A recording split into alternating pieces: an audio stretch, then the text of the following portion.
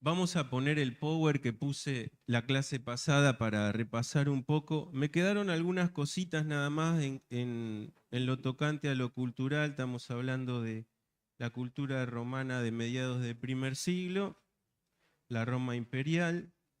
Hablamos de lo que eran las mujeres en la Roma imperial, hablamos de los hombres, hablamos de lo que era el pater familias, la responsabilidad que tenía. Anda pasando Uri las imágenes. Hablamos un poco también de cómo las vestimentas, tanto para hombres o como mujeres, marcaban estatus, posición, lejos de haber modas, aunque las había lógicamente, pero la vestimenta era un código de vestimenta que marcaba lo que uno era, ¿sí? Seguí nomás.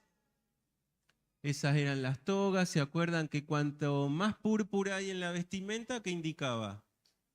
Más posición jerárquica, ¿no? Más dinero y los senadores o los que estaban en la magistratura eran los que tenían la capacidad de tener más púrpura. Hablamos de que los militares también de alto rango usaban también capas púrpura y dentro de eso había un negocio importante porque no era fácil tampoco teñir las telas, ¿verdad? Eh, Ahí vemos las escalas también, los esclavos, libertos, plebe, nobilitas que eran los patricios y plebeyos y los más poderosos senadores y administradores del imperio. Acompañaban en las vestimentas, ahí vimos también esas capas que usaban, que a veces en la vida común era mucho más práctico ponerse esta capa que toda esa toga que era una tela larga y que se enrollaban, ¿no? Las sandalias también ubicaban posición, lógicamente los esclavos o en patas o con alguna cosa rudimentaria en los pies. Los anillos tenían poder jurídico, recuerden, obviamente a mayor plata, mejor el anillo, cuanto más pobres era, anillo más rústico, ¿no? Eh, y dijimos que el hombre tenía responsabilidades. Hablamos un poco también de la edad de emancipación, de la capacidad que el padre de familia tenía de emancipar a sus hijos, de dar en casamiento a sus hijas. Por eso encontramos textos bíblicos que algunos quieren occidentalizar, pero bueno, caen en un gran problema de interpretación. Por eso hay que entender muy bien la cultura en la que se ha escrito la palabra de Dios. Algo que me quedó en cuanto a los esclavos, recuerden, los hombres esclavos eran los únicos hombres del imperio que no tenían patria potestad. ¿Por qué no tenían? Porque la tenía el amo, porque un esclavo era una herramienta que hablaba. Así decían los filósofos. Ni siquiera era dueño de sus hijos, porque sus hijos eran dueños de quién? Del amo. ¿Eh? Y los hijos, el amo determinaba qué pasaba con esos hijos. Si quedaban en casa como esclavos, que iban a tener una categoría distinta, o si los vendía como esclavos. Eran también una mercancía. Había algo sí que podía pasar y era el peculium. El peculium era algo que el esclavo podía tener, que era un pequeño ahorro a lo largo de su vida y en algún momento él podría comprar a sí mismo su libertad. No era tan sencillo, no accedían todos los esclavos, pero muchas veces eran esclavos rurales. Ha pasado a lo largo igual del tiempo que se les da al esclavo la tierra para cultivar y te decían, bueno, mira, esta parcela quédatela, trabajala vos y si hay ganancia son tuyas. ¿Sí? Podía pasar eso, podía pasar si era un amo de la casa, un sirviente de la casa, que también él guarde porque muchas veces al esclavo no se le pagaba estrictamente con dinero, se le pagaba con comida y vestido y nada más. ¿Tá? O sea, dependía la categoría de esclavo y dependían también los quehaceres, pero tenían esa posibilidad de poder comprar también su libertad y pasar de ser esclavo a qué. ¿Cuál era la próxima categoría? Libertos. El hombre tenía obligaciones en el imperio y una de las obligaciones era dar mantención económica a su casa. Ya vimos que las mujeres laburaban, trabajaban en su hogar, administraban su hogar, si había alguna tierra también la administraban, pero si no estaban obligadas a restringirse solo al hogar y el dinero, ¿quién lo traía? Tenía obligación de traerlo el padre de familia, ¿sí? El padre de familia debía proveer sustento, mantención y educación a sus hijos. A más poder adquisitivo, mejor educación, lógicamente. Contrataba esclavos que eran pedagogos, ¿sí? Hablamos de los pedagogos, que lo que Pablo habla de cómo la ley fue nuestro ayo a Cristo. El ayo era justamente un esclavo que capacitaba a los niños en su crecimiento y los llevaba a la escuela, ¿sí? O a los maestros. Y también pagaba personas que después de cuando el padre emancipaba a ese hijo varón, que podía ser entre los 14 y 17 años, eso lo determinaba el padre, también le asignaba algún tutor notarial, porque hasta los 25 años no era plenamente libre de poder firmar cualquier papel, ¿sí? También tenía que respetar la dote. Recuerden eso, la dote era un bien que le pertenecía a la esposa o al padre de la esposa si la esposa moría. El hombre podía administrar esa dote, pero si había un divorcio o algo sucedía, el hombre devolvía la dote, ¿sí? Ya hablamos que se podían descontar algunas cosas, lo hablamos en la clase pasada. Tampoco se veía bien el maltrato de un hombre hacia su esposa, ¿eh? Si bien jurídicamente no estaba todo tan... Era medio gris, claro, pero no estaba bien socialmente visto que un hombre golpee a su esposa. Todo lo contrario, debía también respetar a su esposa en ese sentido. Y también estaba obligado a deberle fidelidad. Fidelidad, dijimos, relativa, porque el hombre se consideraba infiel si la engañaba con otra romana libre. Pero si el hombre se llegaba a una prostituta o a una esclava, no era adulterio, ¿está? Y en eso hablamos de cómo Pablo mismo habla de que el hombre cuando se une a una prostituta está pecando porque está formando un mismo cuerpo, ¿no? Y entendemos nosotros ahora en ese por qué Pablo dice lo que dice, porque está yendo contra cultura, ¿sí? ¿Qué más que me quedó pendiente? Bueno, la capacidad de nombrar y registrar a los hijos, de reconocer a los hijos, y los levantaba dentro de los 8 o 9 días que les ponían nombre, el hombre, el padre de familia, levantaba en sus brazos al hijo, señal de aceptación. Si no lo levantaba, significa que no lo reconocía. También proveía sostén económico, arreglaba los matrimonios para sus hijos e hijas y tenía que dejar herencia. Esto con el tiempo, antes no pasaba en la Roma de la República, con la Roma imperial tenía que hacer un testamento también para sus hijos y no podía desheredar hijos tampoco.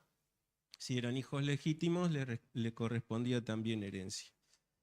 ¿Qué más? Bueno, y lo último que nos quedó pendiente es el aspecto del hombre romano. Afeitadito, papá. Afeitadito. El hombre romano tenía que estar afeitado, todos los días se afeitaba. Tenían había una barbería pública que estaba en cada lugar que se llamaba Tons Trinae, que era también un lugar de encuentro como quien va a tomarse un café con alguien. Los hombres iban a estas barberías y bueno, ahí charlaban, chismeaban, qué sé yo, hablarían lo que tienen que hablar. Y hombre romano que se percibiera como tal tenía que estar afeitado. Los demás, poder adquisitivo, tenían su esclavo personal que los afeitaba. Todas las mañanas, afeitadito. Pelo, cortito. Y ahí viene el corte a la romana. ¿Se acuerdan de Gladiador? Máximo, ese era el corte. Cortito, con el pelito un poquito hacia la frente, pero cortadito, prolijito. Ese era el estatus del hombre romano bien visto. Los esclavos, y lo que hay, lo que haya. Pero se veía muy mal un hombre con barba. Era considerado de descuido, de barbarie. Y por eso también encontramos textos bíblicos que habla de lo honroso y lo deshonroso en la cultura y en la naturaleza romana. no podría nunca haber dicho eso en países nórdicos, por ejemplo, donde el hombre usaba pelo largo, usaba barbas largas y hasta se trenzaba las barbas, ¿no? Y no era para nada un deshonor, todo lo contrario. O si te ibas a un pueblo de Egipto donde la mujer y el hombre, ¿qué hacían? Se rapaban, se pelaban y usaban pelucas, ¿no? Las culturas son distintas y lo que es honroso en una cultura no lo es en la otra. ¿Tá? Entonces, lo que siempre hay que entender son los principios, no tanto los detalles culturales. Así que bueno, depilatoria. Los hombres de estatus más elevado, depilación de axilas y piernas. Obviamente si era un hombre muy peludo le daban al pechito también. Pero como ellos usaban túnicas, y se podía, lo que más estaba a la vista era lo que se depilaba. Usaban de todo, ¿eh? Navajas, alguna especie de pinzas, y un historiador dice que hacían un ungüento con sangre de murciélago. Anda a comprar cremita, vengo a comprar crema para depilar, sí, ¿sabes qué? Ahí estaban los murciélaguitos colgados, ¿viste? Esperando a... usaban también algunos tipos de aceites, qué sé yo. Recordemos que también llegaron a usar mezclas con alquitrán y esas cosas para depilar. Los atletas se depilaban también, ¿eh? Hoy mismo se siguen depilando los atletas, depende que... No, y la definitiva, le tienen que agradecer al capitalismo ustedes, la definitiva. Eh, lógicamente, esto marcaba también distinción, ¿eh? Porque no todos tenían un esclavo que los afeite o que los depile, y bueno, y eso marcaba.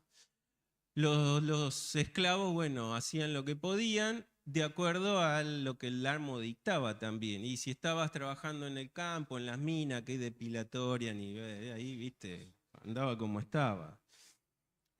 Así que bueno, eso quedó de la clase pasada.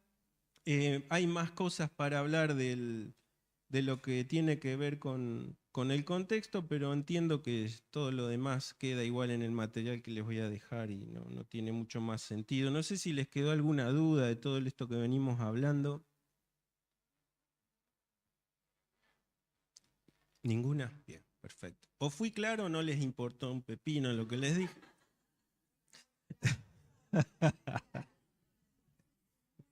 Está bien igual, está bien. Si no les importó, está bien, ¿qué voy a hacer? Bueno, vamos a Primera de Pedro. Recordamos que Pedro les habla. Las esposas, muchas de ellas no tenían esposos cristianos. ¿Cómo iban a ganar a su esposo? Bla, bla, bla, bla, bla, bla, bla, bla. ¿Así? ¿Qué dice? Sin palabra, dice Pedro. ¿Cómo? ¿Y cómo entonces? Con la conducta. ¿Bien? No voy a volver a eso, ya lo hablamos. Si no lo viste, están los videos, como decía Santi, hoy en YouTube. Pero no todo le tocaba a un solo lado. El Señor reparte, ¿no? Responsabilidades para uno y para otro. Nadie tiene coronita debajo del cielo. Todos tenemos nuestras obligaciones y también nuestros derechos, aunque ahora se habla más de derechos que de obligaciones, debería hablarse mucho más de obligaciones, porque nuestras obligaciones marcan la capacidad de derecho que tenemos, ¿sí? Donde si sos ladrón perdiste, si vas a la cárcel perdiste un montón de derechos. ¿Por qué? Porque no cumpliste con tus obligaciones. ¿Sí? Como está el derecho debería estar atado a las obligaciones que tenemos que cumplir. Dios también lo estipula así. Somos sus hijos, pero no por eso hacemos lo que se nos canta. Con más razón tenemos que vivir dignamente por el nombre que tenemos, de ser llamados que hijos de Dios. No vivimos como se nos antoja. Tenemos que mostrar quién es nuestro Padre. Nuestro Padre es santo. Por ende, sus hijos deberían actuar como con una conducta santa. La palabra santa es apartados, apartados para Él. Y entonces también hay un texto que es el verso 7, que dice, vosotros, estamos en el capítulo 3, verso 7, vosotros maridos igualmente, dijimos que esto no está tampoco puesto así en vano. El capítulo 3, verso 1 decía asimismo, y viene hilvanado de qué texto, se los repito una vez más, capítulo 2, verso 13, por causa del Señor. No es por causa de nuestro agrado, muchas de las cosas que Dios nos pide no nos agradan, a nuestra carne no le gusta, peleamos todos los días con cosas que Dios nos pide. Pablo mismo dice que hay una lucha, porque el Espíritu Santo está contra ¿qué? Contra la carne, ¿verdad? Y entonces, por causa de Cristo, las esposas sujétense a sus esposos, y por causa de Cristo, los esposos, que dice, maridos igualmente, vivid con ellas sabiamente, dando honor a la mujer como a vaso más frágil y como a coherederas de la gracia de la vida, para que vuestras oraciones no tengan estorbo. Los principios son eternos, independientemente de las circunstancias. En primer lugar, esto va en contra de la cultura romana también. Se esperaba que el hombre era el que recibía el honor. Ahora Pedro dice, vos vas a ser un dispensador de honor. ¿Se dan cuenta cómo cambia? También se especula que solo Pedro le está hablando a hombres que tenían esposas no cristianas. Porque cuando dice igualmente está refiriéndose al capítulo 3 de lo que le toca a las mujeres de esposas que tenían maridos que no cristianos. Pero fíjense algo interesante, porque en el 3:1 dice, para que también los que no creen la palabra. Vieron que no es para los que no creen la palabra, dice para que también los que no creen. Ese también está metiendo ¿a quién? A los que sí creen la palabra, ¿se entiende? Entonces es para los dos también, es para esposas que tenían esposos no cristianos y cristianos, y para hombres que tenían esposas no cristianas, pero esposas cristianas también, ¿sí? Les recuerdo una vez más que para el hombre era más fácil cambiar de religión. Yo cambio de religión y vos me seguís a mí, y mis hijos me siguen a mí. Pero a una esposa era más difícil cambiar de religión, porque ella tenía que seguir sujeta a su esposo. ¿Está? Entonces, por eso es que no dice con la conducta ganen a su esposa. Entra también en el asimismo, ¿no? O en el igualmente, de que lógicamente la conducta del esposo iba a generar o no algo en su esposa distinta. Lógicamente, mi esposo no es el mismo, ¿qué pasó? ¿No? Pero él, por la autoridad que tenía como padre de familia, él podría manotear a su esposo y decir, los domingos vamos a la iglesia, vamos a la casa de don Mason, que ahí nos juntamos y vamos, ¿tá? Entonces, y la mujer no podía negarse, y los hijos pasaba lo mismo. Entonces era más fácil que si el hombre se convertía, llevase a su familia, ¿no? Y vemos, por ejemplo, en Filipo, cuando Pablo, ¿se acuerdan? Y Silas están presos, el soldado se está por matar, ¿qué le dice? ¿Qué debo hacer para ser salvo? Cree en el Señor Jesucristo, y porque era el representante de su casa también. Y se cumple lo que Pablo le había dicho, él cree y toda su casa, ¿sí? Se incluyen los esclavos en la casa, pues los esclavos eran propiedad del padre de familia.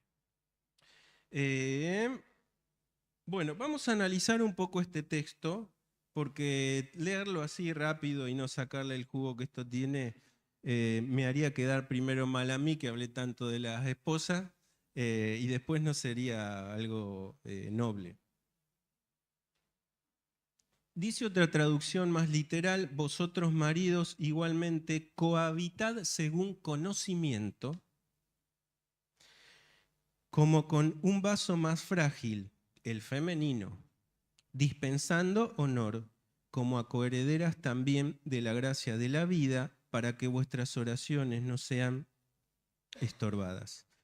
Y bueno, Dios nunca obviamente coloca toda la responsabilidad en un solo de los lados, repetimos eso, Y yo creo que en el estudio que he hecho hay mayor, al menos, carga literaria sobre el esposo que sobre la esposa. Y tiene un porqué, y lo estudiamos. Había un contexto en el que esas relaciones se daban. En el imperio el hombre era más favorecido y la mujer no tanto. Por eso ahora vamos a ver qué significa, porque Pedro no explica qué significa que es un vaso más frágil. Por eso entendemos que en un matrimonio, que esto a veces se nos olvida, ¿no? Las obligaciones son recíprocas. Esposos tenemos obligaciones y esposas también tienen obligaciones. A lo largo del tiempo se ha a veces establecido y se ha tomado como arma del esposo decir, vos me debés sujeción, y entonces generamos o se genera un hostigamiento a la mujer. Quiero recordarles otra vez, el mandamiento es para la mujer de que se sujeta, no para el hombre.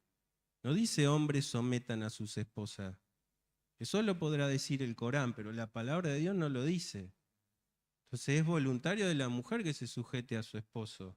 El hombre no tiene el derecho dado por Dios de sujetar a su esposa por la fuerza. ¿Se entiende? Y esto yo lo he visto muchas veces. Vos me tenés que hacer, obedeceme, hacer esto, hacer el otro. ¿No? Eso no es lo que Dios manda. ¿Sí? En todo caso, la mujer se sujetará a su esposo si su esposo la ama como Dios dice que la tiene que amar. Un hombre que ama como Dios manda que ame, es imposible que su esposa no se sujete a él, porque se está sujetando al fin y al cabo y cumpliendo lo que Cristo dice. ¿Sí? Entendemos que todos somos difíciles, ¿eh? En la relación matrimonial siempre hay que ceder, muchas veces el hombre cede y la mujer también cede, y esto no es una competencia. Hoy tristemente el feminismo moderno quiere meter que hay una competencia de sexos, ¿no? Y esto no es así. Es cierto que en la caída la relación se trastornó. Dice, el deseo será de la esposa para con el esposo, ¿no? Para con el hombre. Iba a haber, marcaba la lucha que iba a haber porque el pecado generó esto. Pero ¿quién puede restablecer? Cristo. No lo restablece la psicología, no lo restablece la filosofía. Todas fracasaron y vemos lo que vemos. Lo único que puede restablecer el orden original es Cristo. ¿Por qué los matrimonios cristianos tenemos a veces tantos problemas? Se las dejo para que lo piensen, ¿no? Entonces recordemos esto, ¿eh? Todos tenemos obligaciones delante de Dios, hombres y mujeres, esposos y esposas. Y dice algo interesante, ¿cómo debe vivir el esposo? Hay una palabra ahí, sabiamente. Esta traducción dice según conocimiento, porque la palabra es katagnosin, que gnosin viene de gnosis, que es conocimiento. A veces se mete mucho de que es parte todo por el sentimiento, y es un error. Amar es un mandamiento. Y yo les dije en la clase pasada, que sea nuestro matrimonio un matrimonio feliz, hay que hacer esfuerzo, hay que esforzarse. La esposa debe esforzarse y el esposo debe esforzarse para que ese matrimonio, cuando un día dimos acá nuestra promesa de que hasta que la muerte nos separe, o hasta que venga Cristo, podríamos decir también. Pero para que eso se cumpla no fluye todo naturalmente. El amor que sentías de novio no es el mismo a los 3 años de casado, querido. Los sentimientos cambian, la convivencia te hace ver otras cosas, y entonces hay que poner más fuerza y voluntad para mantener ese matrimonio. Porque Dios aborrece el divorcio, ¿eh? Quiero decirles, lo dice su palabra. Entonces nosotros tenemos obligación de amar, es un mandamiento. Y para amar, ¿cómo manifestamos amor? Cumpliendo lo que Dios dice para los esposos y esposas. Y ahí sé un poco que se responde lo que les pregunté, ¿por qué matrimonios cristianos o que se dicen ser cristianos fracasan? fracasan separándose o fracasan viviendo una vida miserable juntos en la misma cama o en la misma casa. Y es porque dejamos de lado los principios que Dios tiene para que seamos felices en nuestro matrimonio. ¿Y qué nos gana? Y bueno, y nos gana la soberbia, la desobediencia a Dios y el competir, a ver quién gana, quién pisa más fuerte, ¿no? Y vienen las revanchas también dentro del matrimonio, porque hasta lo sexual utilizamos para doblegar al otro. Ya lo vamos a ver eso cuando nos toque la reciprocidad en la intimidad. Dice, según conocimiento, es decir, discernimiento, consideración consciente de cómo es la mujer. Y uno me va a decir, bueno, pues me voy a morir sin conocer a las mujeres. Bueno, posiblemente, pero todos tenemos, ¿no?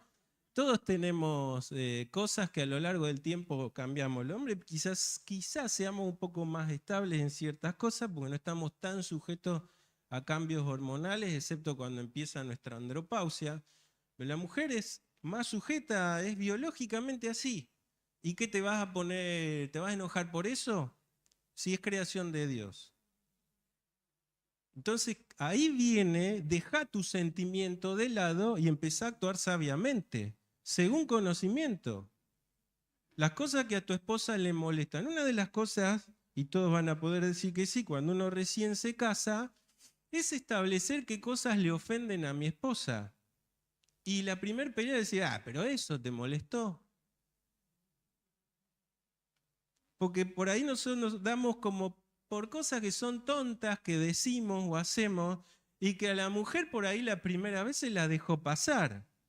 Pero la gotera, viste, también la generamos nosotros muchas veces. Y terminamos con una carita larga, para no decir otra cosa, ¿no?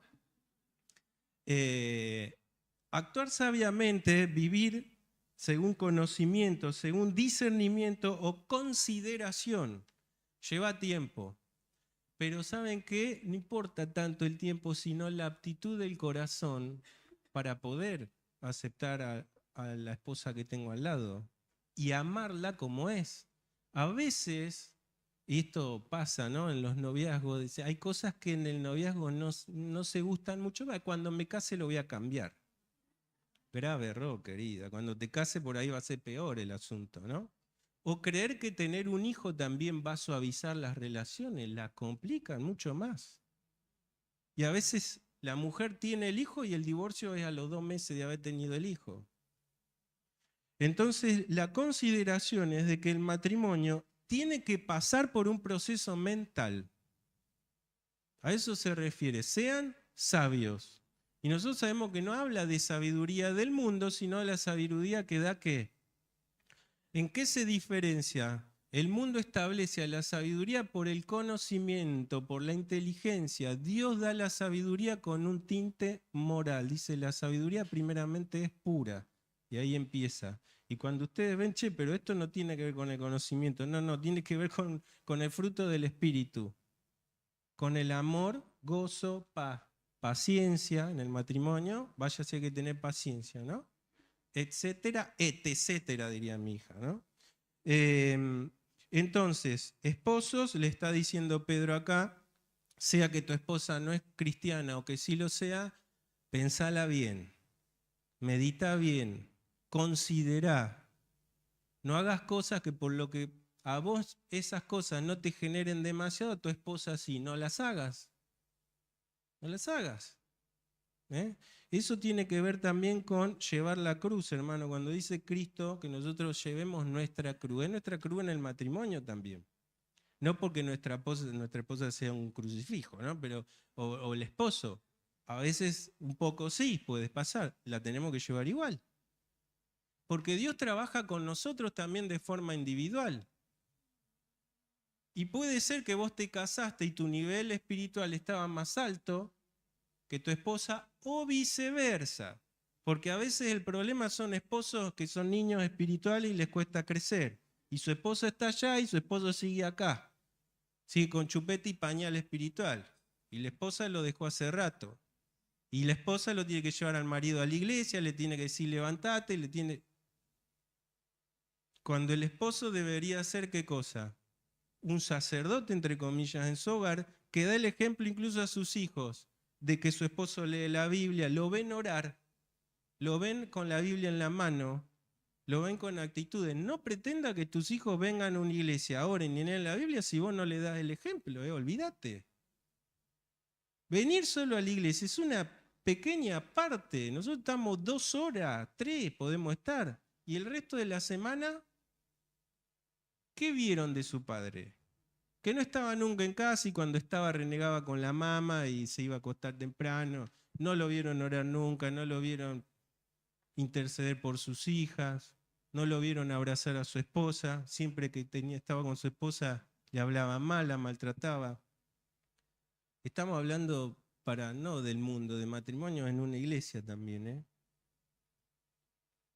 No se puede estar bien con Dios y estar mal con la esposa, ¿eh?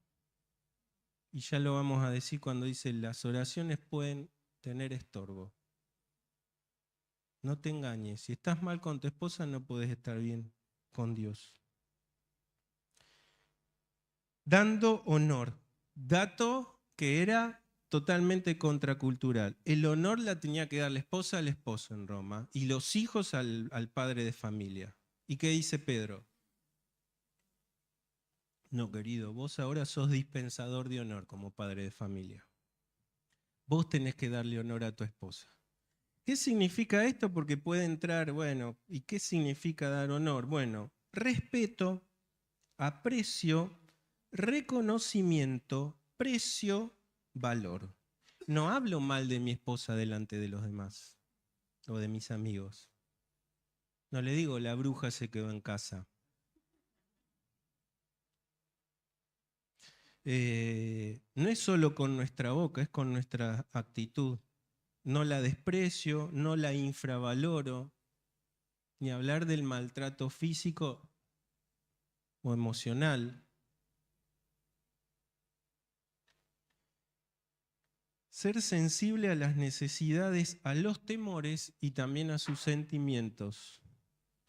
No es tan sencillo, yo entiendo que no es tan sencillo, porque muchas veces, y sobre todo hay etapas, que el día anterior estaba bien y al otro día está llorando, le encontrás o la encontrás triste y vos no entendés por qué pasó, no importa lo que haya pasado, quizá te lo comente, quizá no, tenés que estar ahí con ella, dando un sostén.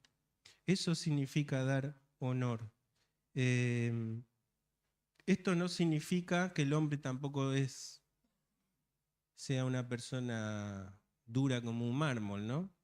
A veces las que nos dan el sostén son nuestras esposas y gracias a Dios. Por eso, porque muchas veces es más así que al revés, ¿no? A veces nosotros somos más secos y ellas son muchas más cariñosas y más comprensivas. Bueno, Pedro dice, dale honor, indica la comprensión, indica el cariño, indica el afecto, indica poner tu oreja. A veces pretendemos que nuestra esposa le hable a su amiga. Y si vos sos su esposo, ¿por qué no te va a contar lo que siente? Bueno, porque a veces la esposa no encuentra en el esposo lo que sí encuentra en la amiga, que es el oído, el tiempo y la comprensión. Grave error de nosotros los esposos de no cumplir ese rol con nuestras esposas. Lo que yo digo no lo digo porque superé todas estas etapas. Quiero decirles, yo sigo creciendo también en mi matrimonio y en mi rol que Dios me pide como esposo y también como padre, ¿no? Y acá entra también una consideración que Pedro no explica y dice que demos honor considerando que a la mujer o al género femenino en sí, dice, como un vaso más frágil. Esto puede llegar a tener ciertos tintes de que podamos cerrar en la interpretación de esto. No implica que es inferior mentalmente. Ni siquiera implica que es inferior espiritualmente. Gálatas dice que ya no hay que esclavo ni libre, varón ni mujer, griego ni gentil, en Cristo Jesús todos valemos lo mismo. Dios no ama más al hombre que a la mujer, ni viceversa. Dios nos ama en Cristo de la misma forma. conociendo que vamos a seguir pecando. Él cuando nos eligió, querido, eligió mirando toda tu vida y dice, este va a caer acá, va a caer acá y va a caer acá. Lo compro. Es mío. Igual. Lo voy a amar. Y la sangre de Cristo dice, limpió todos nuestros pecados, pero ¿estamos libres de pecar? Si todos los días a veces caemos y tenemos que a fin de cuentas decir, Señor, la erré en esto, o tuve un mal pensamiento, y en nuestro matrimonio, ¿erramos o no erramos? Y erramos muchas veces, con nuestros hijos erramos o no erramos. Tristemente nos damos cuenta a veces cuando ellos son grandes de las cosas que erramos, ¿no? Pero Él nos amó y nos ama aún también sabiendo en las cosas que vamos a errar y vamos a cometer. Ese amor de Dios se nos exige también a nosotros con nuestro cónyuge. A veces pretendemos que nuestra esposa o nuestro esposo tienen que ser perfectos. Perfecto a mí, sí, a mi imagen y semejanza. Y no. Si Dios trabaja de forma individual, a veces hay que respetar tiempos también de Dios y dar el ejemplo, siempre ser de ejemplo. Porque uno habla de eso a veces en la iglesia, en el mundo. No, el primer ejemplo, el primer ministerio que tenemos, esposos, es con nuestra esposa. Secundariamente, con nuestros hijos. Por eso una de las características de, cuando le dice a Timoteo, a Tito también, que elija a las personas que iban a dirigir la iglesia, cuidado cómo tienen su casa. Si su casa es un desorden, no lo elijas, porque si no tiene en orden su casa, menos va a tener en orden la iglesia. Entre tantos requisitos que se ponen. El concepto de ejemplo siempre está en la palabra de Dios. Vaso más frágil. La palabra vaso se usa muchas veces y para muchas cosas. ¿Qué quiso decir Pedro? Algunos dicen que tiene que ver con lo que la mujer era culturalmente. El problema es que en una condición cultural mejor, entonces ya no aplicaría ese texto. ¿Se entiende lo que digo? Si hoy la mujer goza constitucionalmente de los mismos derechos que el hombre, entonces ya no tengo que respetar este principio. Entonces algunos dicen que no es plenamente eso, aunque cuando Pedro escribe, eso sí era algo que se daba. Y ojo, hoy en otros países sigue estando igual o peor la mujer. ¿Está? Entonces no es que tampoco lo desechamos. En Occidente tenemos, gracias a Dios, ciertos privilegios, ciertos derechos que lo ha ganado la cultura judeo-cristiana, no la ganó la cultura musulmana. Grave peligro están corriendo todos los europeos ahora con esta indiscriminación, con esta, sí, ilegal, ¿no? Y que no respetan las leyes y que aumentaron los delitos y las violaciones y tantas cosas. Porque la cultura bíblica, aunque no creas en Dios y vos aplicas los principios, vas a vivir bien. ¿La fragilidad podría ser física a la que se refería? Puede ser, ¿no? Porque nosotros no hace falta explicar, aunque hoy todos los de la ideología de género nos quieran decir que son lo mismo, ¿no? Y que un hombre se ponga peluca es una mujer y que una mujer que se corte el pelo y diga que es hombre, nosotros sabemos que varón y hembra los creó, fin, diría alguien, ¿no? Punto, ya está. Y hay diferencias biológicas que Dios estableció que fuese así. Punto. O lo aceptamos o nos enojamos con el Creador. Muchos se enojan, ¿no? Nosotros lo tenemos que aceptar. Y si entendemos que también entonces la mujer puede ser, a esto se puede aplicar Pedro también con lo que sea, considera que también es más frágil biológicamente, entonces con más razón hay que dar honor a la esposa. La tercera opción, bueno, puede referirse a ambas cosas, pero la tercera opción, y yo no quiero descartar ninguna, pero que a mí me gusta un poco más, es que se refiere Pedro a los vasos preciosos. Los vasos comunes eran de barro, una especie de cerámica. Se cae, se rompe, no tenía valor en sí. De hecho, cuando Pablo usa también la expresión de vasos de honra y vasos que no lo eran, se refiere a vasos que eran usados para defecar o para hacer las necesidades. No tiraban la cadena en esa época, no había bañitos, cloacas, ¿no? Habían algunos sistemas de drenaje en los baños públicos, ¿se acuerdan que yo les mostré fotos y todos donde iban? Pero ahí pasaba un arroyito y se lo llevaba al otro arroyo principal. ¿Está? Entonces, la mujer, ¿dónde hacía sus cosas? Las hacía en su casa, en materiales de cerámica para esos que eran mal vistos, que no tenían valor, y así pasaba, ¿no?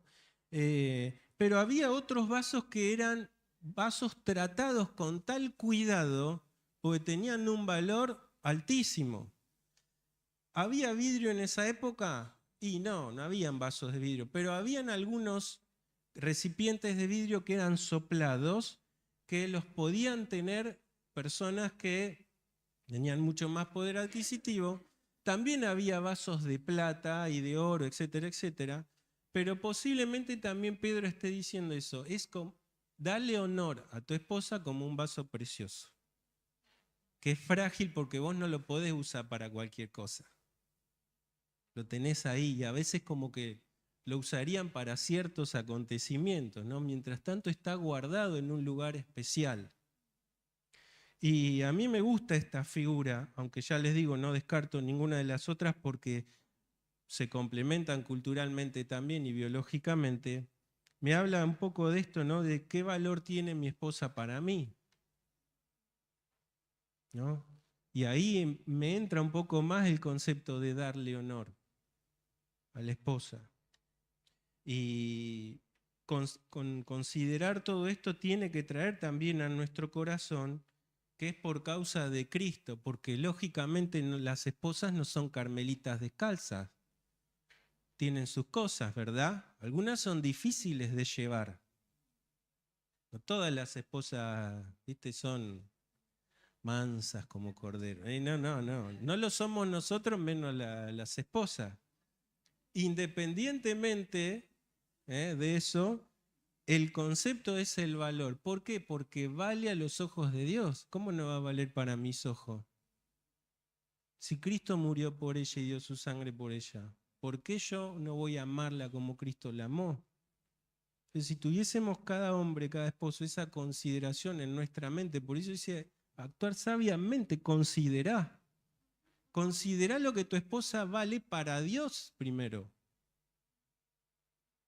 Y entonces, ¿cómo vas a tratar a tu esposa? ¿No le vas a dar el honor que Dios le querría que le des? ¿Se entiende? Que el proceso mental es muy importante. La meditación de la palabra no queda solo para cosas teológicas, escuelas, que a mí me gusta mucho saberlas, pero si eso no lo llevamos a la práctica, cuando dice nosotros tenemos la mente de Cristo, ¿qué significa eso? Que hay capacidad en nosotros de pensar como Cristo piensa. Esposos y esposas. ¿Cómo cambiarían nuestras relaciones, no? Si empezáramos a trabajar nuestra mente de esa forma. El texto no dice que la mujer lógicamente sea intelectualmente inferior o espiritualmente inferior, ni siquiera que sea menos valiosa delante de Dios. Y la fragilidad del vaso, dice acá uno de los comentaristas, no determina el valor de su contenido. Y eso también, porque todos somos para Dios vasos de barro, en la medida de que nos dejemos transformar por Él, y lo que vale para el reino es lo que Él puso en nosotros.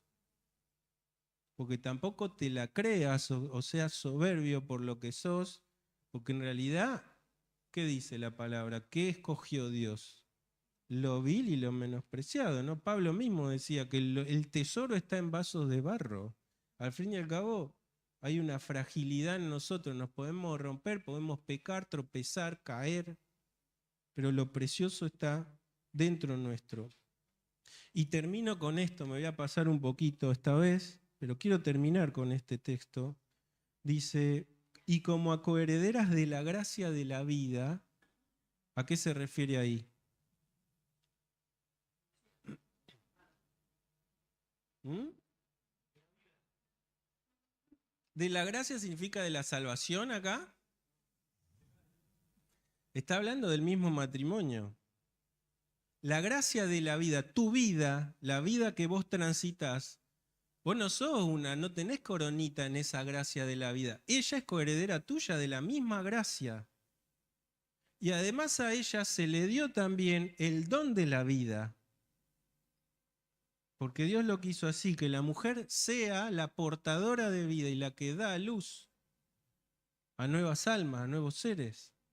Entonces considera que entonces para que esa gracia de la vida sea en armonía y en paz, vos tenés obligaciones como esposo, dispensar honor y actuar sabiamente con ella. Hay una consecuencia, no lo quiero hacer, no me interesa, yo voy a vivir como yo quiero, voy a tratar a mi esposa como yo quiera. Eso sí, voy a ir a la iglesia, voy a tomar la cena y voy a ser el mejor. Cuidado con eso. ¿Te peleaste con tu esposa? No venga a tomar la cena, querido. Estás tomando juicio y bebiendo juicio de Dios. Tu esposa es tu hermana en Cristo también. No te peleaste la noche anterior, te despertaste, ni buen día le dijiste, pero viniste a participar de la cena. Y yo agrado a Dios porque no se puede estar mal con la esposa y estar bien con Dios. Pero hay una consecuencia acá. Vuestras oraciones no tengan estorbo. Un comentador dice que se refiere a que el hombre orando por su esposa con su mala conducta iba a ser un estorbo para esa oración. Pero yo creo que tiene mucho más sentido que esto. Y tiene que ver con lo que Dios ve que dice, incluso, ¿se acuerdan? Dice, si ustedes no perdonan, ¿cómo Dios los va a perdonar a ustedes? ¿Qué me vas a venir a pedir perdón a mí si vos no estás perdonando a nadie? Y después te arrodillás y me pedís perdón. ¿Cómo puede Dios perdonar esa actitud? Todo lo contrario, te va a mostrar, te va a castigar. Te va a hacer ver de alguna forma que tu actitud está mala. La palabra estorbo la vimos cuando Pablo dijo que había querido ir a visitarlo y Satanás nos estorbó.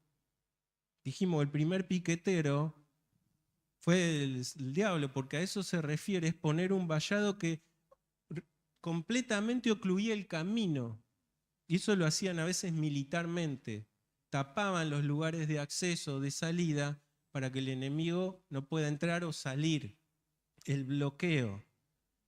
Si vos no tratás con amor a tu esposa, no vivís sabiamente y no le dispensás honor, cuidado porque hay un bloqueo para tu oración. Dios no te ve de la misma forma. No le agrada una oración así. Dice Charles Big, los suspiros de la esposa herida se interponen entre las oraciones del marido y el oído de Dios. Consideremos que nuestra vida espiritual no está separada de nuestra vida matrimonial. Es parte. Nuestra vida espiritual es parte en la iglesia, es parte en mi trabajo, es parte con mi esposa y es parte con mis hijos. Nuestro cerebro, sobre todo el de los hombres, tiende a dividir las cosas, a encajonarlo en cajitas. Y por eso a veces podemos estar concentrados en una cosa y lo demás no importa, hasta que vamos al otro sector de la cajita cerebral y ahí nos hacemos cargo, ¿no? La mujer puede pensar en muchas cosas, hacer varias cosas a la vez, nosotros no. Pero consideremos, hombres, nuestra vida espiritual no es la iglesia. Nuestra vida espiritual es toda nuestra vida. Primer ministerio con nuestra esposa. Segundo, nuestros hijos. Tercero, todo lo demás. Amén.